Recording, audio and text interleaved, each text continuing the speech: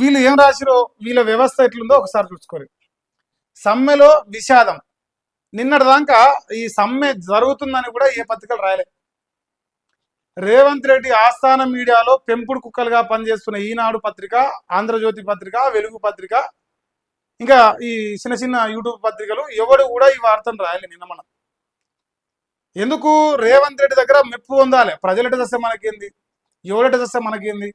So ఇప్పుడు ఏంటంటే ప్రజలు పెద్దగా అయిపోయింది ఇష్యూ. ఇలా పేపర్ అమ్ముడు పోవాలంటే ఈ వార్త రావాలి.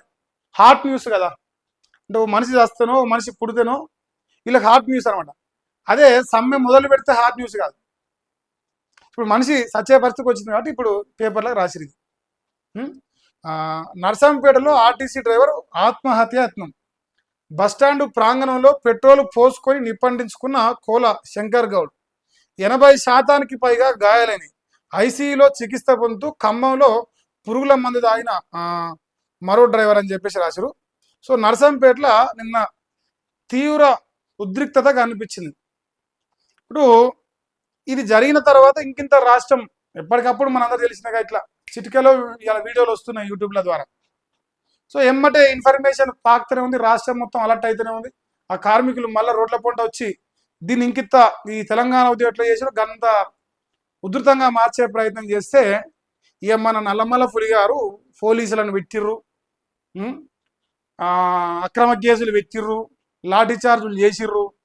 మరి అదే లాఠీ చార్జులు ఇదే పోలీసులు గతంలో కేసీఆర్ కూడా చేసిర్రు. వాస్తవం మాట్లాడతా, వాళ్ళు ఏం లేదు.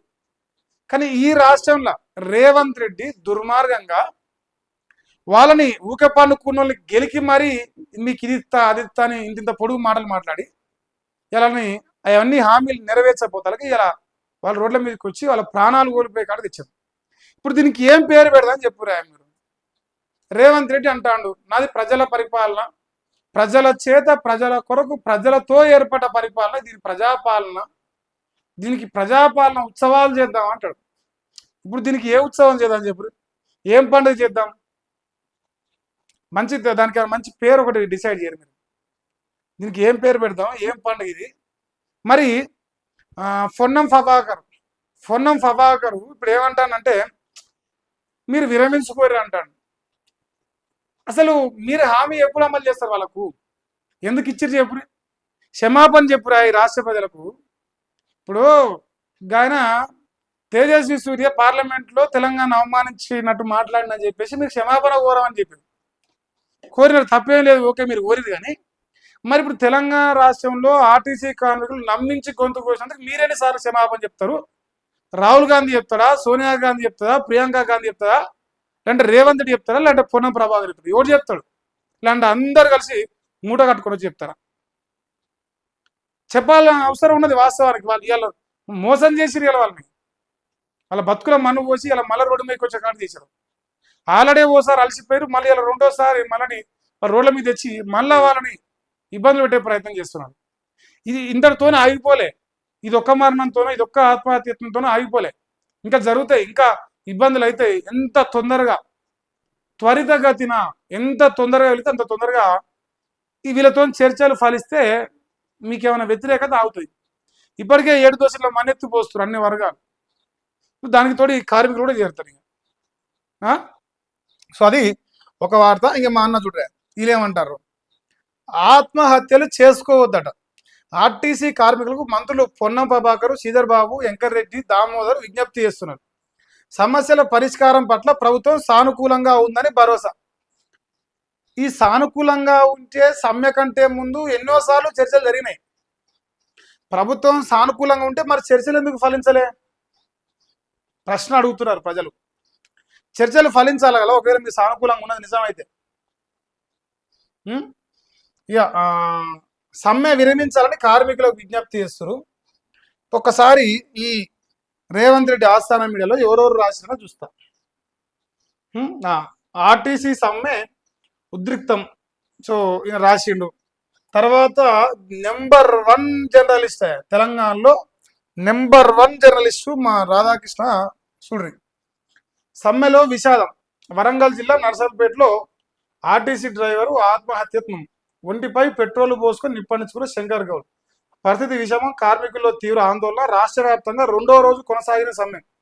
పోలీసు భద్రత మధ్య 45% బస్సులు రోడ్లపైకి వచ్చినాయి. నిన్న 18% అని అనుకుంటా, ఈరోజు 45% అంట. పోలీసు బందోబస్తు పెట్టి, అంటే డ్రైవింగ్ రాను కూడా బండి తాళెత్తారు, డ్రైవింగ్ రాను కూడా రోడ్ల మీకు ఎక్కిస్తారు. వాళ్ళు పోయి ఎవరైనా గుద్ది చంపితే మళ్ళీ తర్వాత అదో కేసు. ఇంకా డ్రైవింగ్ రాను కూడా రోడ్ల మీకు ఇచ్చే పంపిస్తే మరి ఇంకెంతమందిని పొట్టన పెట్టుకుంటారు. తాత్కాలిక డ్రైవర్లు, కండక్టర్ల నియామకాలు జరిగినట. సమ్మెపై మంత్రివర్గ సమావేశంలో చర్చట. కార్మిక సంఘం నేతలను చర్చలకు పిలిచిన ప్రభుత్వం అట. నేడు ఉప ముఖ్యమంత్రి భట్టి నేతృత్వంలో సమావేశం. రోజుకో తరహాలో నిరసన కార్యక్రమాలు చేస్తామని చెప్పేసి ఆర్టీసీ జేఏసీ చెప్తుంది. తొందరపాటు వద్దు, ప్రాణం పోతే తిరిగి రాదు. ఆర్టీసీ డ్రైవర్ల ఆత్మహత్యత్వంపై సీఎం రేవంత్. ఇది ఎక్కడన్నా చూసినావా? రాధాకృష్ణ నాకేం మంచిగా నా నోరు చాలా కంపు నోరు, వాస్తవానికి చెప్తున్నా, నిజం ఒప్పుకుంటున్నా, చాలా కంపు నోరు. సస్తవు నువ్వు అనవసరంగా. ఇప్పుడు 4 పేపర్లు చూసినా, రేవంత్ రెడ్డి స్పందించిండు, ప్రాణాలు కోల్పోకని చెప్పిన ఏడ చూడలేరా లుచ్చ కొడుక, లోఫర్నా కొడుక. రేవంత్ రెడ్డి ఎంగిల్ మెత్తున్న కుక్క, నీకు నిజం చెప్తానా. రేవంత్ రెడ్డి పట్టించుకుంటాడా? ఇప్పుడు ఓ 50 మంది వస్తే అప్పుడు మాట్లాడతాడు, ఏమంటే ఓ 50 మంది వచ్చిన తర్వాత మాట్లాడతాడు, అప్పటిదాకా ఏం మాట్లాడు. ప్రెస్ మీట్ పెట్టిందోడు, ఈడ వార్త రాసిందోళ్ళే. ఇప్పుడు మరి మిగతా వాళ్ళు, పొన్నం ప్రభాకర్ మంత్రి ప్రెస్ మీట్ పెట్టిండు, మంత్రిది ఏం లేదు ఇలా స్టేట్మెంట్.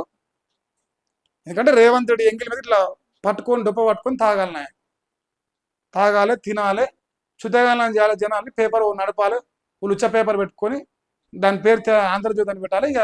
ఇక తెలంగాణ కుడిపియాలి ఇంకా కొడుకు. ఇదే పని, మా గురువులు నేర్పిన పని. ఈ లుచ్చ పని, దీని పేరు జర్నలిజం అని పెట్టింది. దీనికి ఇక సమస్యల పరిష్కారంపై చిత్తశుద్ధితో ఉన్నామని వాక్య. చర్చలు సరిగ్గా జరపలేదని అధికారులపై ఆగ్రహం, అసహనం అంట. ఇంకా చూడరే, ఇప్పుడు మనం మాట్లాడదాం. నిజంగా అసహనం వ్యక్తం చేస్తే, నిజంగా నువ్వు మాట్లాడితే ఒక్క పేపర్లు అన్నా, ఇప్పుడు ఇది కాకుండా, ఈ లుచ్చకొడుకు కాకుండా ఎవడన్నా ప్రస్తావించిన రేవంత్ రెడ్డి స్పందించిన? నమస్తే తెలంగాణ ఏమంటుంది, రేవంత్ అన్నకు నొప్పిలేసిందంట. ఇగో ఇక చూడరే, అంతా నీ వల్లే అయిందని పొన్నంపై సీఎం రుసరుస. ఇది రాసిండా వాడు జర్నలిస్టే కదా, ఇది రాసిండా? రేవంత్ రెడ్డి మంత్రి గారి పైన, అధికారుల పైన సీరియస్ అయ్యిండు, జనం కోసం ఏం మాట్లాడలే.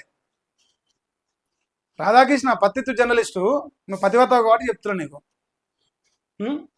అధికారం చేతిలో ఉండి సమ్మెను ఆపలేదట. ఇంత చిన్న అంశాన్ని నా దాకా తీసుకొస్తారా? ముందే జాగ్రత్త పడితే ఇంతవరకు వచ్చేదే కాదు. కేబినెట్ భేటీలో మంత్రిపై రేవంత్ ఆగ్రహం అని చెప్పేసి రాసిరు. ఇది ఇప్పుడు రేవంత్ రెడ్డి ఆస్థాన మీడియాలో.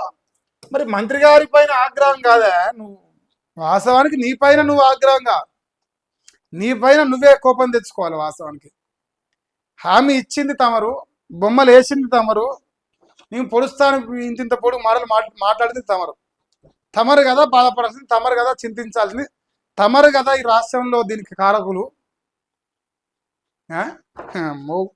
పొన్నం ప్రభాకర్ అలకా దొరికినాడు పొన్నం ప్రభాకర్.